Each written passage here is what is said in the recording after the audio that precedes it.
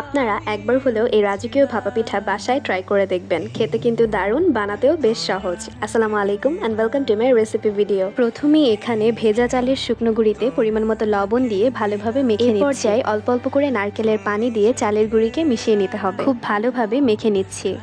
পারফেক্টভাবে মাখানো হয়ে গেলে এবারে একটি চালনিতে চেলে নিচ্ছি। চালের গুঁড়িকে একটু মিহি করে চেলে নিচ্ছি, কারণ আমার এভাবেই পছন্দ। এদিকে আজকের ভাপা পিঠা বানানোর জন্য এখানে নারকেল, গুড় আর কিছু বাদাম কুচি নিয়ে নিয়েছি। একটা সুন্দর স্মেল আসার জন্য যেই পাতিলে ভাপা পিঠা বানাবো তার মধ্যে দারুচিনি, এলাচ আর তেজপাতা এভাবে দিয়ে দিচ্ছি। ভাপা পিঠা বানানোর ছাঁচে কিছুটা ঘি মাখিয়ে নিচ্ছি।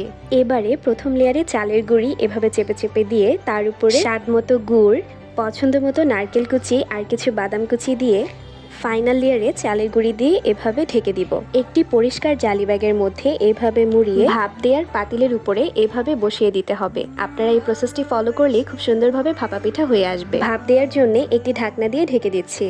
এভাবেই সেম প্রসেসে একে একে সবগুলো পিঠা বানিয়ে নিতে হবে। আপনারা আপনাদের পছন্দ মতো পরিমাণে গুড় কিংবা নারকেল দিয়ে পিঠাগুলো বানিয়ে নিতে পারেন। ওদিকে ঢাকনা তুলে দেখছি আমাদের ভাপা পিঠাটি হয়ে এসেছে।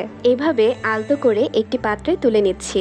এই তো একদমই ঝটপট তৈরি করে নিলাম খুবই মজাদার রাজকীয় ভাপা পিঠা। এই ছিল আমার আজকের রেসিপি ভিডিও। ভিডিওটি আপনাদের কাছে কেমন লাগলো অবশ্যই কমেন্টের মাধ্যমে জানাবেন। এখানেই শেষ করছি। আল্লাহ হাফেজ।